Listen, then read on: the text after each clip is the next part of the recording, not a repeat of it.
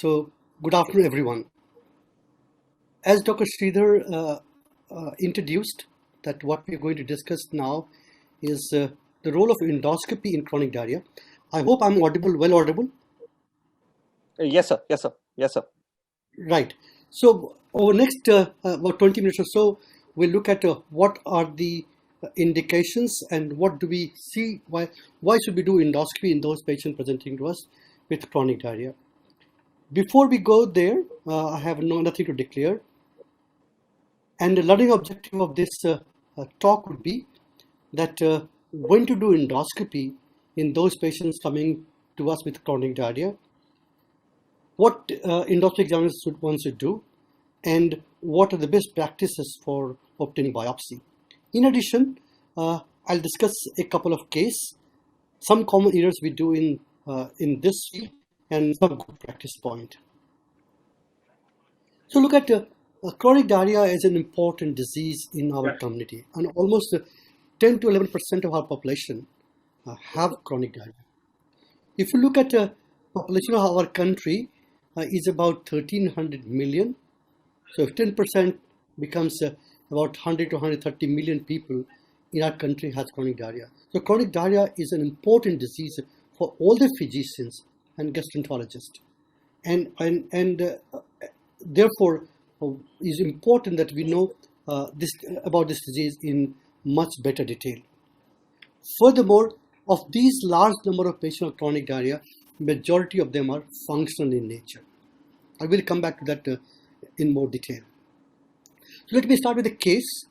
This is a 38 years old female who came to us, who had new onset diarrhea for last 6 months, which was large volume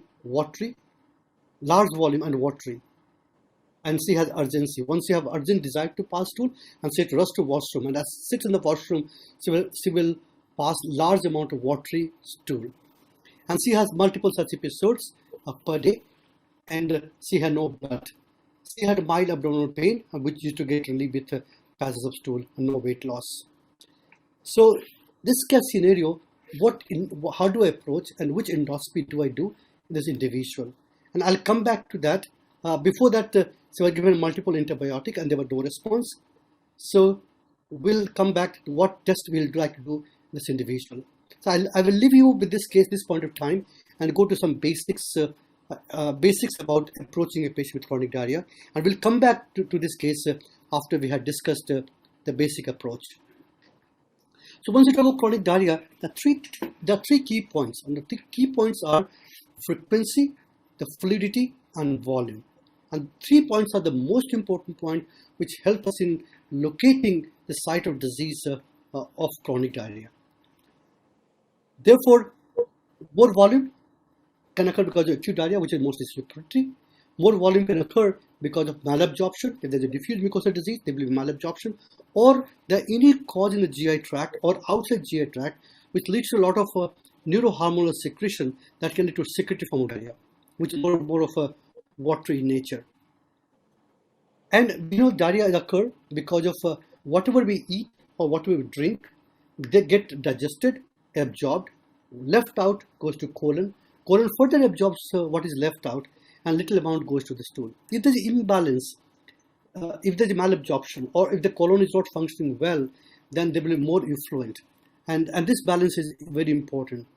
One must remember there could be a diffuse mucosal disease of small intestine, but patient may not have diarrhea because the colon will absorb a lot of things which comes through IC valve to the colon, and colon can absorb a lot of water, and therefore the volume of stool, volume of effluent which was large from small intestine to large intestine, but ultimately it could be a small volume.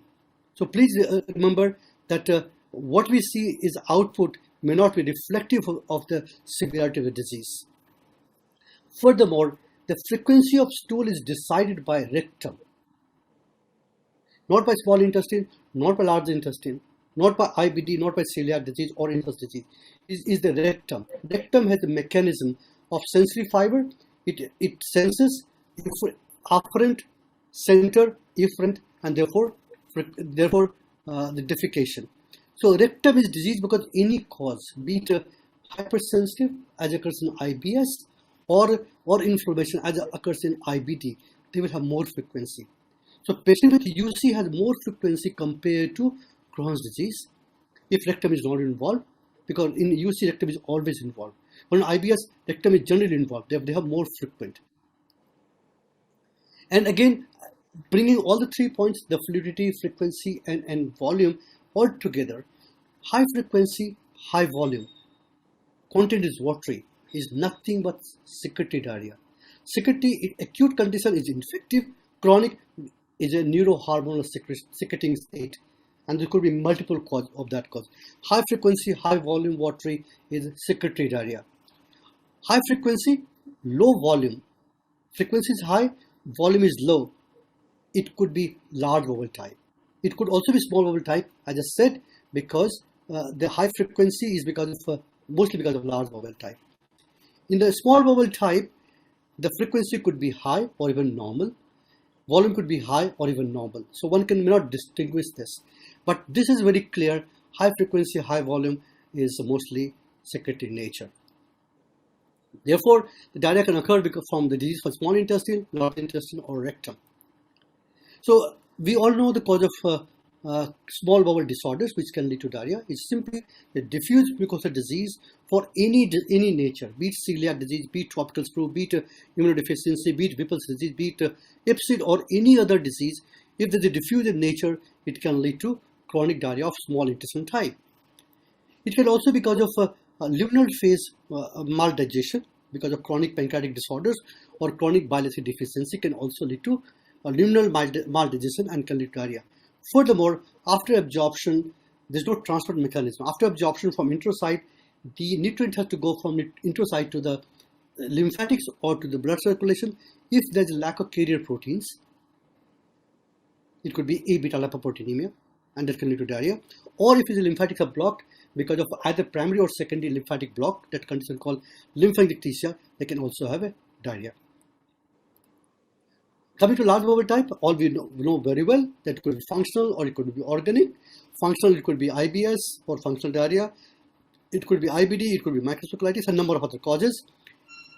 One must remember, this is a common practice, but must remember, we get a lot of patients who have a secretory form of diarrhea. As I said, large volume watery diarrhea, and their causes neurohormonal secretions. It could be drugs, metformin, olmesartan. It could be autonomic disturbances, autonomic neuropathy, or autonomic enteric neuropathy, and bacterial overgrowth, and a number of multiple other causes. So look at it. If you do endoscopy blindly in these situations, we may end up with no diagnosis. So it's very important first to clinically assess what is my clinical difference diagnosis and what test do I do to make a diagnosis. Normally, I recommend and practice these 8 points in a patient with chronic diarrhea. But here for this lecture, we'll consider functional organic, small bowel, large bowel type, and volume and content of stool. And these 3 points are really very important, which will help us localizing site of disease. If I know site of disease, I can target my investigation. If I don't know what test to do, patient requires diarrhea. If I don't know small bowel type, large bowel type, do I do upper GI, do I do colonoscopy? I may remain confused. So it's important that spend little time with patient, ask these questions, make a framework in mind, and make a differential diagnosis, and choose right form of investigation, including endoscopy. Therefore, locate the likely organ which has led to diarrhea and plan investigation. 3 principles of investigation. First principle, look at the effect of the disease. We will not discuss for this talk, like looking at hemogram, the effect of disease, nutrition, other parameter, and look at etiology of why it happens. But in between, the most important, we want to know what is the structure and function of an organ which led to diarrhea, right? And here comes endoscopy. As I said, that you always want to look at structural disease, look at the patency of intestine, and look at a structure, microstructure of a GI tract, upper GI or lower GI by doing endoscopic biopsies. Mostly mucosal, sometimes transmural.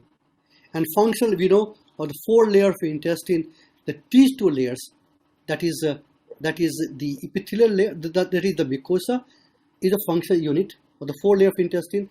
Mucosa is the functional unit, and so is the muscle layer, is the functional unit. Rest two units, two layers are supportive in nature.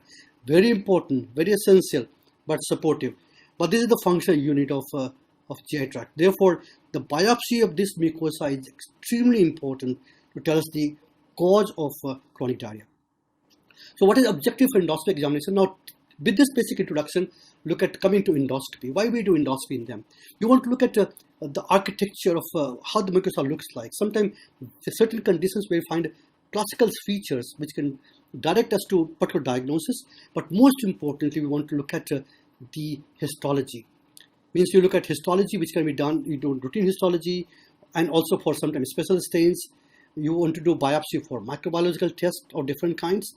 Also, we do endoscopy sometimes to spirit duodenal fluid or jejunal fluid for specific purpose. If you want to diagnose SIBO or bacterial overgrowth, you do culture. You want to diagnose Giardia or alpha or ipsid, then spirit the fluid for alpha heavy chain. And also, we do endoscopy to look at length of disease, how much is affected, especially in IBD. We always do colonoscopy to look at length of the disease involved. Which endoscope?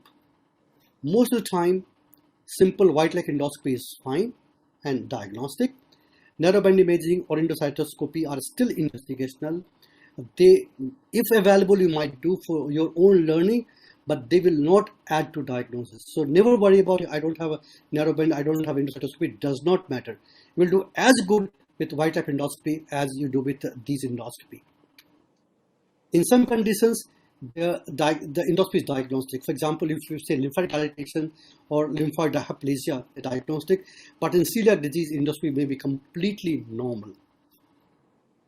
And purpose of endoscopy is to obtain, not only to see, but most important, to obtain biopsies. Now, coming to if your clinical investigation or clinical inquiry suggests that this patient has small bowel type diarrhea, it could be because with malabsorption or without malabsorption.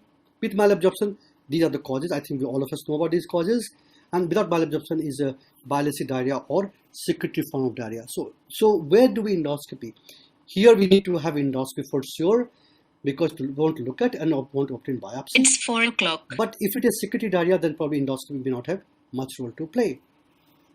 Same is for functional, same for large bowel type, functional disease or organic disease. And again, we know that in this group of patients, certainly we require endoscopy to know the disease and to map the disease. For functional diarrhea, endoscopy may or may not be done depending upon do we have any different diagnosis like SIBO or lactose intolerance or other disorders. So coming now to upper GI endoscopy. So normal duodenal folds, how they look like. When do we say trophy?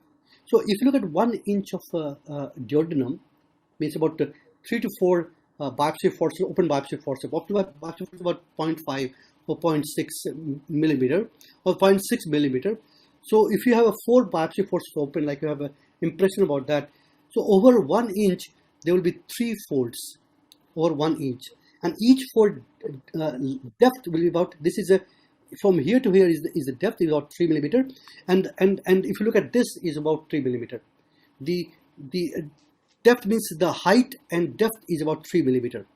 Less than that is called abnormal. So not only we look at fold, we also look at interdigital fold or what we call folds. We also look at interfold area, how they look like. And it's very important to examine them and then obtain biopsy. The endoscopy may look to be normal in many patients. It could be attenuated, it could be scalloped, it could be nodular, or there could be white nodules, or it could be thickened folds. For example, if you look at normal endoscopy, this is again finds a slight amount of rough kind of mucosa, which is not non-diagnostic. This is typical atrophic mucosa that you hardly see folds. This is called scalloping of folds, which is so-called feature of celiac disease, but may be seen in other disorders. If you have this kind of picture with chronic diarrhea, there's one diagnosis when you can never miss. And you can diagnose this disease just by looking at a blood test. Look at LFT, look at protein. The protein, you find low globulin.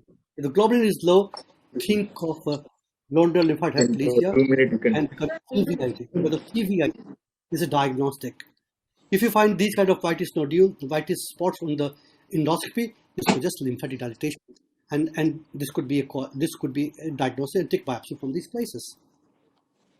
So a normal endoscopy does not mean they are normal structurally. They look normal, but they still may be major disease, like conditions like celiac disease, tropical disorders. They may have a normal looking intestinal mucosa. They may be atrophy, but they may look totally normal. Never miss out to take biopsy in them. If you miss biopsy, your diagnosis is missed. For example, large bowel diarrhea. You don't take biopsy, you do colonoscopy or sigmoidoscopy, find normal mucosa. If you don't take biopsy, you can never diagnose microscopic colitis. And in secretiform diarrhea, all endoscopy are always normal. Therefore, in secretory diarrhea, endoscopy may have no role at all. We may do endoscopy to rule out disease, other disorders, but all endoscopy may be normal. The biopsy may be normal in them. If you find, as I said, this kind of lesion is a nodal lymphoid hyperplasia, and if you do biopsy, you find no plasma cells, this confirms CVID, common variable immune deficiency, and it's very classical.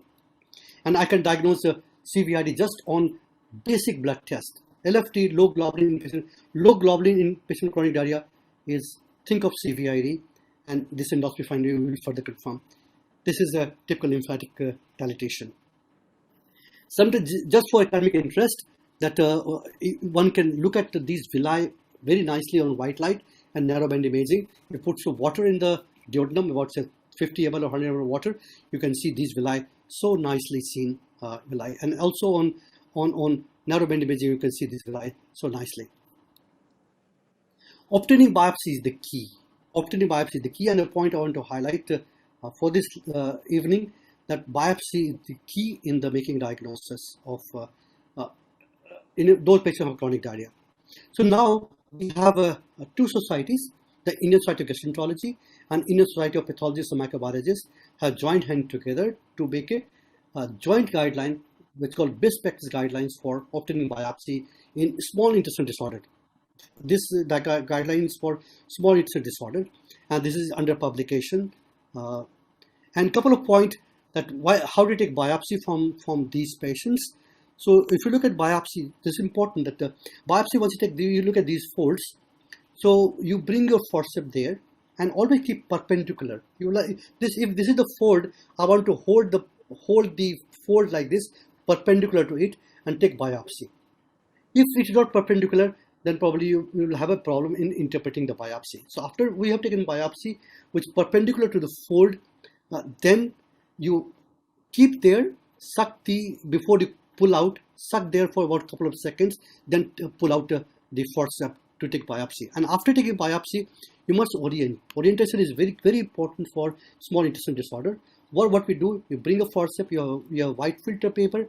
Many departments don't just put the biopsy forceps in the formalin directly, but it's recommendation that most center would do is take out biopsy under this dissecting microscope and see the biopsy and slightly orient. Why orient? Because once you cut the biopsy, musculus mucosa, I can show it again. The musculus mucosa tends to enroll. The biopsy becomes enrolled. Therefore, you can't read them well. So put your forceps down to the filter paper and just unroll, because the surface is inside of the biopsy forceps. Unroll, slightly put from the corner, stretch out slightly, don't touch the center of it, and put in the formalin. Moving on. So how many biopsy? I'm talking about small intestinal disorder. Take biopsy both from second part of duodenum, post ampulla, and also from the duodenum bulb. And if you take biopsy from duodenum bulb, take at 9 o'clock and 12 o'clock position in the duodenum bulb, and D2 biopsy should always be from post ampulla. Furthermore, as I said, you take 4 to 6 biopsy, and if you increase the number of biopsy, your yield increases. Furthermore, as I said, the biopsy must be oriented in the endoscopy room. And this is an important practice point. Many of us don't do that, but I think it will be worth that we must orient biopsy in the endoscopy room. You will know yourself that my diagnostic yield has increased, and your pathologist will be very happy. Otherwise, I see some report here and there, your biopsy is not oriented and you miss out the diagnosis. So orientation is a good practice point, and I think we should do that. Furthermore, that level biopsy, don't put all the biopsy in one bottle. For D1 different bottle, for D2 different bottle, for colon again every corner, every site you take biopsy into different bottles. This is also important to map out disease. Furthermore, that use fixative, and the formalin saline is a good fixative, fixed for 5 to 6 hours, and that's fine. And other common error we do that in the bottle in which you collect the biopsies, say 4 to 6 biopsies, there should be enough amount of additional formalin, 1 to 10 ratio. If it's not complete, then the mini biopsy will remain, will not be dipped into the fluid, therefore they will not be fixed. If they are not fixed, you will not be able to read them well. And transport them on the room temperature to pathology department. One of the most important points to highlight today evening, that please provide all clinical information, including serological tests, to pathologists. And this is the most important point I want to highlight today, that you must involve pathologists by providing all the clinical information, which we miss many a times. Just sending biopsy, they will find a biopsy report which is incomplete and non-diagnostic. But if you provide all the details to pathologist, your colleague, you get a better diagnostic and even better yield. If you're thinking of A-beta-lipoproteinemia, always send biopsy for frozen section. Take biopsy in the formalin and also take biopsy in the over foil on foil paper, and which is not in the formalin. And this is to be seen as a frozen section. Time will not allow me to explain this, but let's move on. If biopsy is non-diagnostic, don't biopsy non-diagnostic, thinking of celiac disease or tropical flu, and the diagnosis biopsy is not inconclusive, review biopsy pathologist. Make a call to the pathologist, tell him or her that these are my clinical situations. Please review biopsy again. They will take step cuts and give you a better report. If review biopsy does not yield, repeat biopsy, and you might like to repeat a enteroscopy and do more deeper biopsies. In large bowel type of diarrhea, if we have a suspecting is functional disease, the functional diarrhea, always think of drugs or microscopic colitis as additional diagnosis and take biopsy to confirm there's no microscopic colitis. Same if you think of IBD or radiation colitis, we like to map the disease, how much disease is involved, so do full length colonoscopy and do. For example, this patient who has come with functional diarrhea, and once you do biopsy and you find this patient has a collagen band just below epithelial cell, and this is a collagen colitis. If I don't tell my pathologist, they always will tell me, always, that this is a non-specific colitis, and you don't give damn to this report. Therefore, involving pathologists in making a diagnosis is a good practice point for resolving chronic diarrhea. UC and CD, I think we had a separate talk on this by Dr. Ahuja and Dr. Banerjee, so I will not go in that. But again, you know, for UC and CD, endoscopy is diagnostic. But point I'm going to make here is that please take multiple biopsy on different segment of intestine, and this is how we can make a diagnosis. And we have good data from our colleague at CMC Vellore that taking multiple biopsy makes difference to making a diagnosis. And also, we must take biopsy for TB. If you have DDS tuberculosis, take for AB stain, for AB culture, and gene expert. This is the must.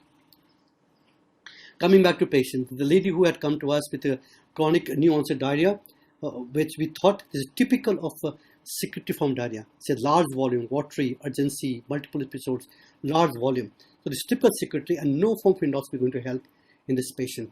And endoscopy, if it only do, you find everything is normal. But here you have to do different strategy and look at different tests. So here anyway, this patient underwent upper GI endoscopy, colonoscopy, all normal except for a segment of intestine showing lymphatic ectasia, but that is not the cause of her diarrhea. But lymphatic dilatation of this segment will not lead to the kind of diarrhea she had. So this is a misdiagnosis. Therefore, this patient specialized workup including chromogranule, Totonoc, and hormone or chemokine assay. The point is that Sorry, sir, we have exceeded the time, sir. Yeah, I'm just closing. Yes, sir. All patients of diarrhea will not require a endoscopic examination. Common errors what we do on target endoscopy. Patient has larval diarrhea, doing upper endoscopy. Patient thinking of small intestinal diarrhea, doing subendoscopy is not going to yield diagnosis. Let's be thoughtful and make a clinical diagnosis and choose endoscopy. Not obtaining multiple biopsy or orient biopsy is very important. Biopsy orientation is very important. And lastly, that we must connect with pathologists, give them adequate information to get proper diagnosis. With this, I think I'll stop here and take any questions if there are any. Thank you very much.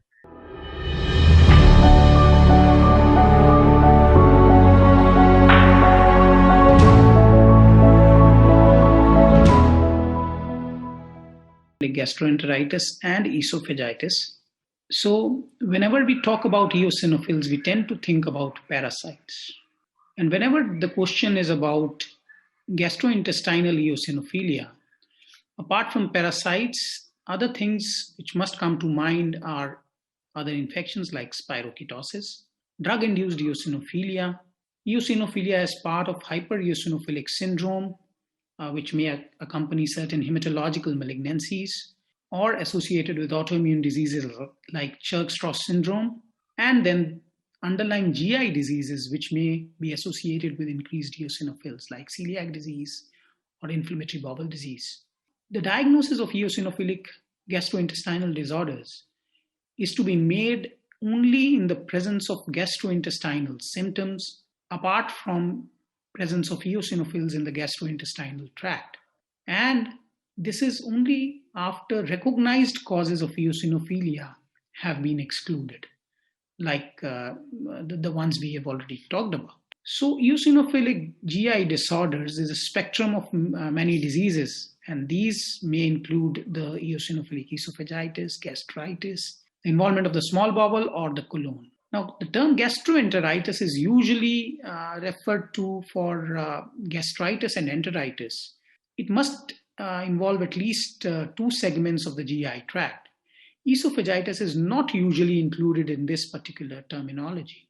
Now, some parts of the bowel do have eosinophils normally.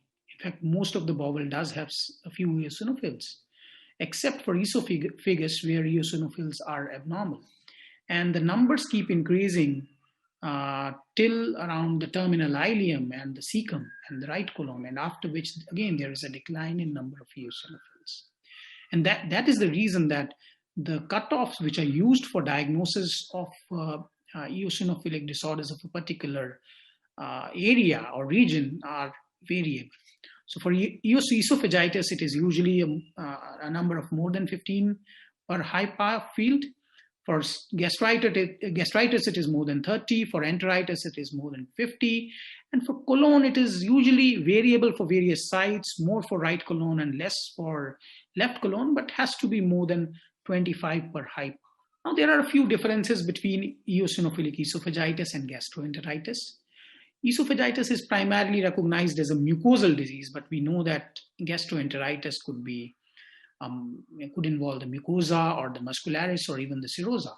Now, the counts for diagnosis for esophagitis are pretty certain. More than 15 is consistent with eosinophilic esophagitis, but not so for gastroenteritis. And in fact, they are variable, and there is a lot of debate about the actual cutoffs. Then peripheral eosinophilia is very frequent with eosinophilic gastroenteritis, but may not be very frequent with eosinophilic esophagitis. And of course, for treatment, PPIs are one of the agents of choice for eosinophilic esophagitis, but not so for gastroenteritis. So the clinical presentation of eosinophilic gastroenteritis depends upon at least two components. What is the site of involvement? Stomach, small bowel or colon, or the esophagus. And of course, the part of the bowel which is involved, whether it is mucosa, whether it's muscularis or the serosa. So depending upon the site of involvement of the bowel wall, so for mucosal involvement, it could present with pain, but also with diarrhea, including bloody diarrhea.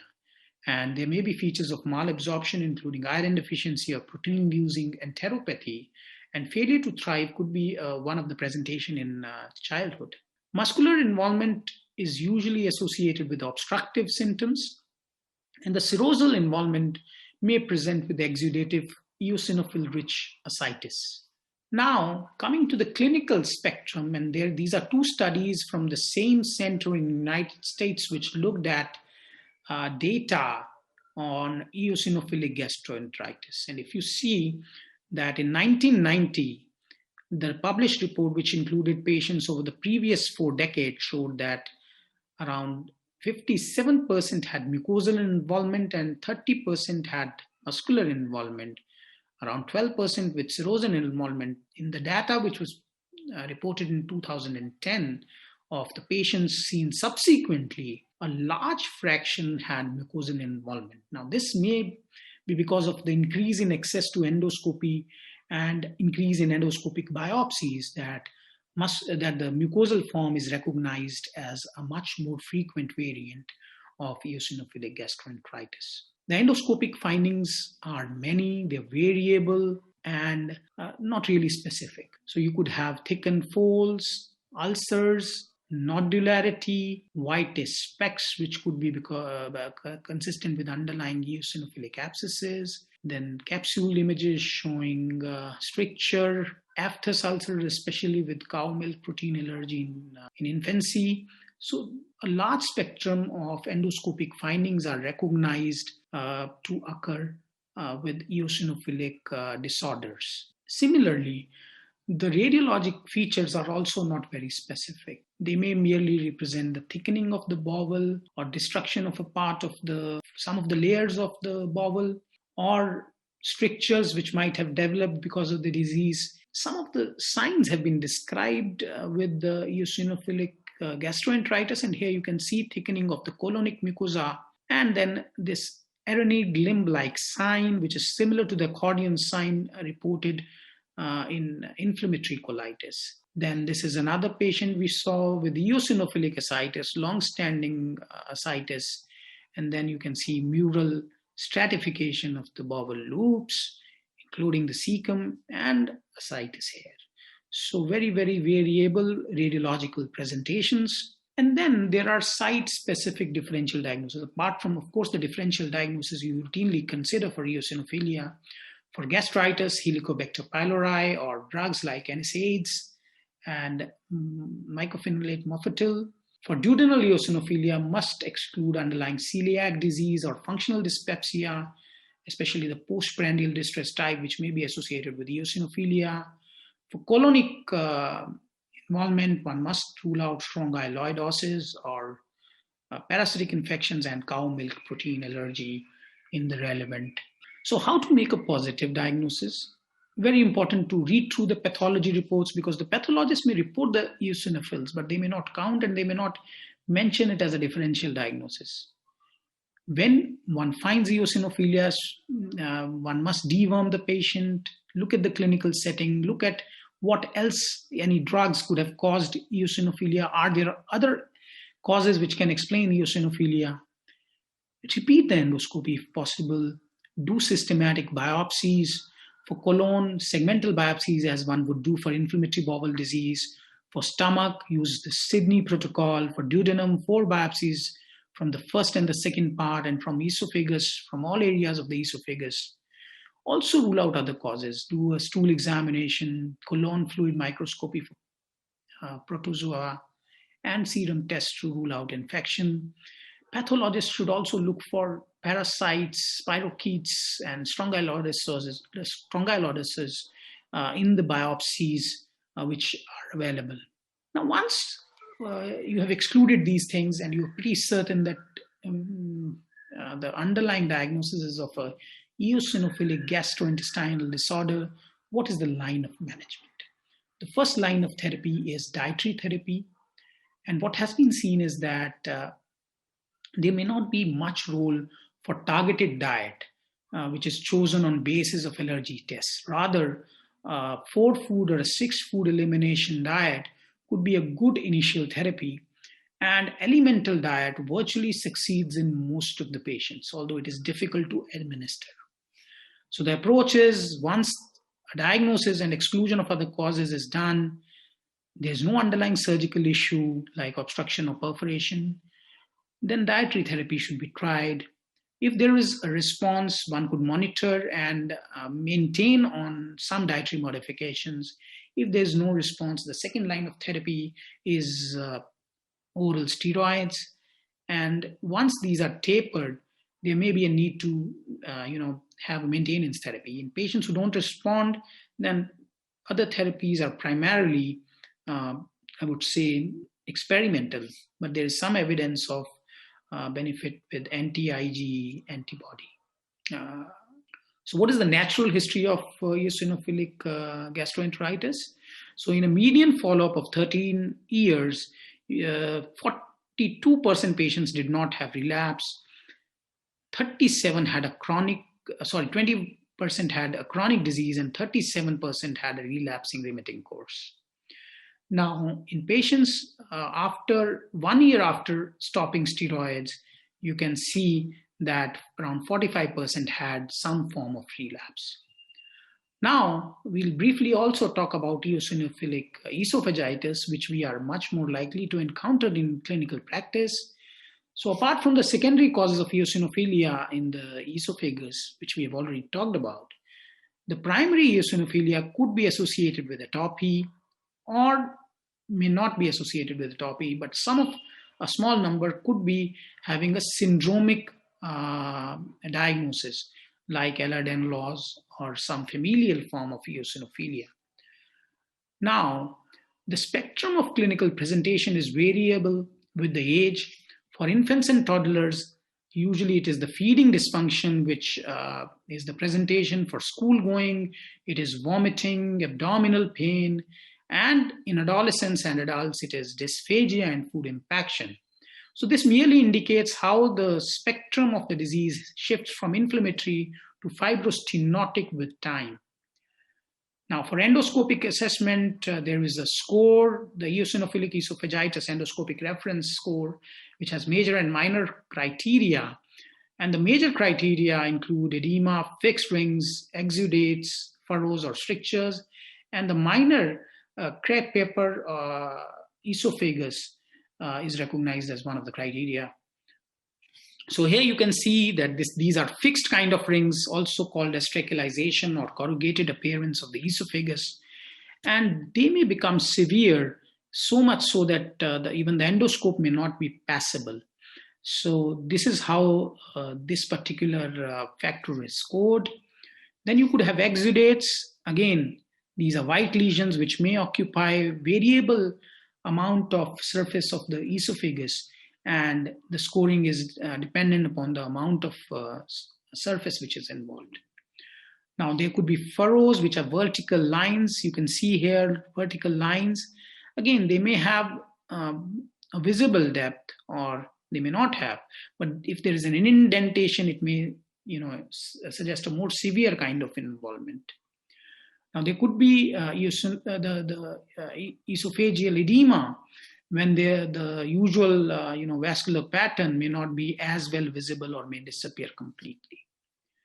Then crepe paper esophagus, which suggests mucosal fragility with the passage of a scope, and this is not with dilatation, only with passage of scope. If such kind of trauma is seen, then that's a crepe paper esophagus. Other findings could be feline esophagus or the transient esophageal rings which disappear with distension with the air.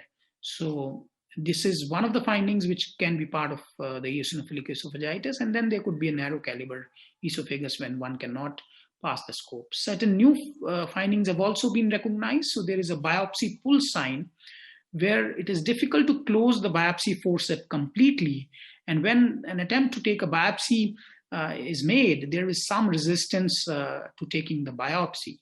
So this is the pull sign which has been described as a feature of eosinophilic esophagitis. None of these is very, very specific. Now, the important differential diagnosis is, of course, reflux disease and eosinophils, especially in the lower esophagus. may be part of reflux disease. But for eosinophilic esophagitis, the eosinophils would involve almost the entire esophagus, including the upper and middle part, and the eosinophil count will be much more, usually more than 15 per high power field. The eotaxin levels are elevated in eosinophilic esophagitis, and the epithelial hyperplasia is much more prominent. So these are some of the features which pathologists may use to differentiate eosinophilic esophagitis and GERD. Now these are just representative images of eosinophilic esophagitis here, a large number of eosinophils and very small number of occasional eosinophils in the gastric, in the reflux disease. Now, coming to allergic testing, although many people perform allergic testing, including skin prick tests and the serum Ig testing, but as of today, there is no clear evidence of benefit of this particular approach in management of these patients, because there is no data to suggest that there is any additional benefit of a diet which is based on testing vis-a-vis the standard elimination diet. So treatment includes changes to the diet, and in fact the elemental diet has excellent results for management of eosinophilic esophagitis. Elimination diet is more acceptable for the patient and easier to administer than the elemental diet. Then many people are not really interested in taking diet over long term. So drugs could be the initial therapy of choice. Proton pump inhibitors, there are a subset of patients who respond very well to this. And in fact, earlier, there was a PPI responsive eosinophilia, which was thought to be distinctive from eosinophilic esophagitis, although now it is very well recognized to be part of eosinophilic esophagitis. And of course, the other drugs are the topical steroids. Biologics, some of them have failed trials, but there is some upcoming evidence for some of these drugs.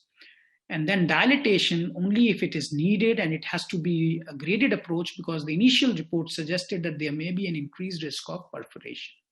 So steroids, topical steroids, budesonide and fluticasone are the drugs which could be used either as form of viscous slurry, suspension, oral disintegrating tablets, or swallowed puffs from the inhalers.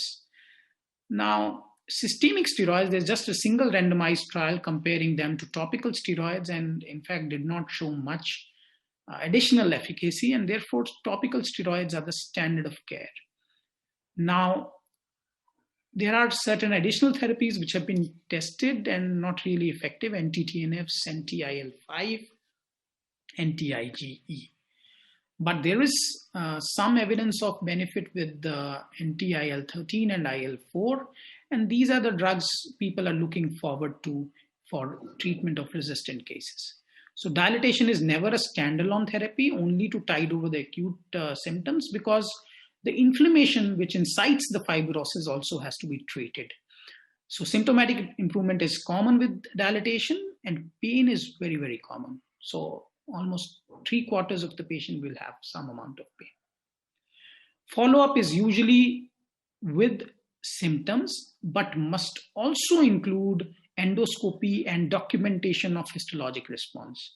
In the future, there may be an upcoming role for string tests or cytosponge, but as of today, it is endoscopy with biopsies to document histologic remission. So how do you approach these patients if there is evidence of eosinophilic dysfunction, esophageal dysfunction? And endoscopic findings are either suggestive or consistent, but they may be normal also. There is histology which suggests eosinophilia, other causes are excluded. If there is a symptomatic stricture, dilatation. If not, then first line of therapy, depending upon patient choice, it could be elimination diet, PPI, or topical steroids. If there is a response, you continue with maintenance therapy. If not, second line therapy. One of these could be the second line therapy. So to summarize, eosinophilic gastrointestinal disorders, although not very common, are increasingly being recognized, and including in India. And there is a report from AIMS about it in patients of GERD. Eosinophilic gastroenteritis may be less common than esophagitis. The diagnosis is of exclusion, must exclude other causes of eosinophilia, and important to consider in patients who are symptomatic. Subset of eosinophilic esophagitis are PPI responsive. Diet and steroids play an important role in therapy. For esophagitis, PPI and topical steroids are additional options, and maintenance therapy would be needed for most of these patients. Thank you for your attention.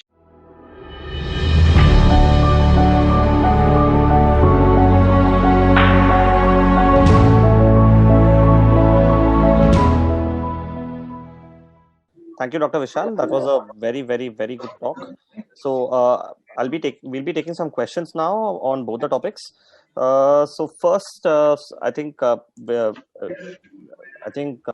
Makharia sir very well elaborated the role of biopsy, the orientation of the biopsy in patients with chronic diarrhea, and how significant that is, because sometimes the disease may not be apparent on endoscopy, and biopsy is the essential reason why it is done. But there is increasing amount of data that is coming out on narrowband imaging celiac disease also from PGI. So I was just wondering what the panelists feel. I mean, Dr. Mallikarjun and Dr. Lakshmikant, what is your opinion on the role of NBI? Are you using it routinely in patients with chronic diarrhea? Hello? Yeah. Dr. Mallikarjun? Dr. Lakshmikant? Hello. Yeah, in St. John's Medical College, we routinely do mainly a white light endoscopy. Rarely in between we are using a narrow band imaging. Okay. Not routine. Okay. Yeah, same is true here. So white light, basically narrowband, yes, it is coming up. We are using in between patients, maybe even to target the biopsies sometimes. We are using. Okay. Another thing was, I think there is since small bowel diarrhea is sometimes really difficult to diagnose the etiology. Sometimes you really wonder how much yield can a capsule endoscopy actually provide. I mean, an upper and lower GI endoscopy may provide the yield sometimes, but I think Makharia sir, if you can take that question. I mean, the yield of adding a capsule endoscopy, although the cost can be prohibitive at times, but what do you feel should be done in those situations?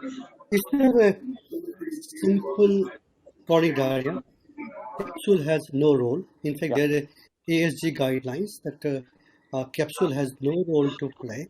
Suppose you're thinking of Crohn's disease and looking at only mucosal form of Crohn's disease, then one might do capsule. But there's a very uncommon indication.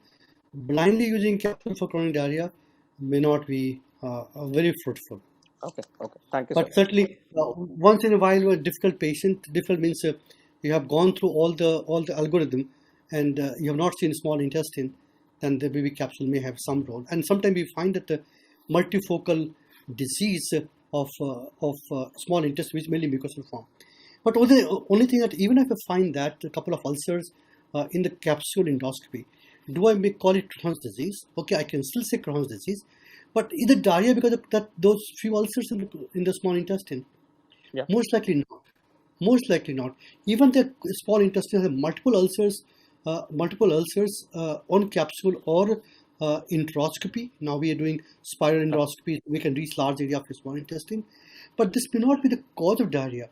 As I said, diarrhea, colon has to be affected. If you're doing colonoscopy is normal, biopsy is normal. So these lesions found in small intestine, there's a disease like Crohn's disease, but that may not be cause of diarrhea. That's a point I want to highlight here. Agreed, sir. Great. So now coming to the eosinophilic gastroenteritis and eosinophilic esophagitis. Now, data from India is largely sparse. There is some amount of data that came from CMC, an old paper on a case series. Then there was another paper that recently published from Science, again a case series. So it's largely been case series and case reports. So question largely becomes, how common is it to see these disorders in practice? What is the data from AIMS, SGPGI? What is the data from the South, Bangalore, Hubli, all of these places? How frequently do you encounter these? So I think Dr. Lakshmikant, you can start. Yeah, I am from CMC, so we used to see a lot of these, the case series which was earlier in 90s and 2000s. So there was a series from CMC. From CMC, so, yeah. So The previously, I think the prevalence was and the incidence was assumed to be low, but I think now it is going up. But I can't see many papers coming out on it. But personally, we are seeing, I think, more and more, probably more appreciation of the disease and more the biopsies that we are taking, and the pathologists also being able to give this. But I can't quote any studies on that. Okay, like I think, like Sir said, with better biopsies, better correlation, and better relations with the pathologist, I think you were able to establish the diagnosis. Sir, any data from AIMS, uh, uh, any series that you feel? I mean, how many patients? The Makharia's paper only. Number of patients. Yeah. There's one paper where we looked at patients with a refractory GERD, and I found a 6% of refractory GERD were because of EOE. The point is, you raise very important point, Dr. Caesar, that it's not about what is the incidence and prevalence. Question is, are we looking for it? If you look for a disease, you will find it. If you don't look for a disease, so absence of data, absence of reports does not mean the absence of disease. First point, how many of us are interested in GERD, and how many of us are really interested in academic GERD, doing non-endoscopic academic interest? We have academic interest for endoscopy, but how many have academic interest on pathophysiology of GERD? If you don't have, we'll never find it. And if I don't publish a report, my country will not see this disease ever. Therefore, I think they are not very uncommon. We don't looking for it. And it's good to do those patients who have a GERD, those who have a again, we pick up a disease when there's a dysphagia, when there's a stricture. But we don't see a disease which stricture means disease has come almost 10 years or 5 years long course. We did not find it much before that, as Dr. Vishal showed all the steps of evolution of the esophageal lesion. So it's good to think of these disorders, and even if there's no report, does not mean they don't occur in our country. We must look for, in the right patient, we must do biopsy and see that if they are, not only biopsy, but tell pathologists also, they will count. Otherwise, they also say, okay, it's normal. You review so why am I saying so? Because we have a path conference. All patients who are remain undiagnosed by routine histology, routine reporting, we always go back into conference, or we go back to do a MDT, multidisciplinary team, and we find diagnosis totally different. So talking to pathologists always helps. I think Dr. Vishal also mentioned the need to rule out other hypereosinophilic disorders. So I was just wondering, what were these disorders that were actually? I mean, what are the tests that are done routinely to rule out the other hypereosinophilic disorders? If you can elaborate, Dr. Vishal. Yeah. Hello. Yeah. Am I audible? Yes. So there are no guidelines as such to really suggest that this is a particular battery of tests which should be employed. But one should certainly, I think, look for peripheral eosinophilia, and especially so when you are considering a diagnosis of eosinophilic gastroenteritis. And there, if you have a significant eosinophilia, then you may end up occasionally recognizing hypereosinophilic syndrome, which can be idiopathic, but can also be part of hematological malignancies. And in fact, many people would, take a hematologist opinion, or maybe go ahead with a bone marrow in these patients. Apart from that, certainly a stool workup, stool examination, and asking your pathologist also, to look for any parasites. Sometimes strongyloid may be picked up on histology, and in fact, there are now reports of spirochetosis, which have been associated with the eosinophilia. So most people usually would not look for it, but when you know it, then probably it is better that you look for it. Again, drugs, that kind of a history, sometimes we miss out, and occasionally we will find that people who are on NSAIDs. NSAIDs are one drug which are very commonly taken and are also implicated as a cause of eosinophilia, GI eosinophilia.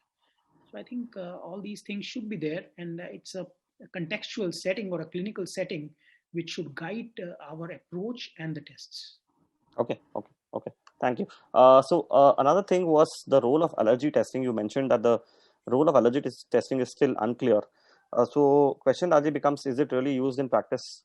Are we doing allergy tests? What is, I mean, with increasing number of immunologists who are coming in practice, a lot of these allergy tests are actually employed. So, Dr. Lakshmikant, if you can actually tell us if you're using it, or if, what is your opinion? Yeah, I'm not using it actually, but I do get patients who have come with those reports. So that is where the problem is, how to interpret that. So that they have categorized into 3 categories: none, moderate, or severe, or something like that, which has categorized. So sorry to interrupt, sir. Only 2 minutes are left, sir. Thank you. Thank you. I think Dr. Vishal can guide us something. I can't have much of problem. The interpretation is very difficult, I think. I think Govind sir has wanted to say something. Yeah, Govind sir. I want to raise other point was, if you permit, this is regarding role of steroid in eosinophilic disorder. As Vishal said, that most of the reports are from children, pediatric age group, and therefore all the reports suggest that tropical steroid is fine. But I just putting this point to a question, although we don't have data. There's only one study comparing topical versus systemic, which also has a sample size problem. The point is that somebody comes to me with a dysphagia, and I do endoscopy, find there are ulcers, and they are a kind of stricture formation. And I do biopsy, I find there is a eosinophilic esophagitis. Question that I'm losing my esophagus now. Patient esophagus is now deeply inflamed and now leading to stricture formation. We don't have time. So rather than giving this patient a topical steroid, which I personally have a doubt on its efficacy, will I not use systemic steroid in such a situation where time is a real issue? Because by the time patient with dysphagia, you're always losing your esophagus, and therefore using more robust therapy probably will be the. I would prefer to use, even there's no evidence, but I prefer to use the systemic steroid in situation where we are losing esophagus for severe inflammation. Vishal, any comment on that? Yeah, Sir, it's 4:45, sir. Just yes, last comment. Yes, sir. Last comment. Vishal? I will totally agree with it. The evidence is that topical steroids are definitely equal to, systemic steroids are definitely equal to, topical steroids. And certainly they could be better also. And but depends on what the disease state are they actually used in. In fibrostenotic disease, we really don't know what. Certainly we need to hit hard and hit fast. Yeah. Okay. Yeah. Thank you so much. Thank you, Vishal sir. Thank you, Govind sir. Thank you, Lakshmikant, Dr. Lakshmikant. Thank you, Dr. Mallikarjun, and thank you to the chairpersons. It was a wonderful discussion. Thank you again. Thank you, ENDOCON. So we'll see you for the next session. Thank you.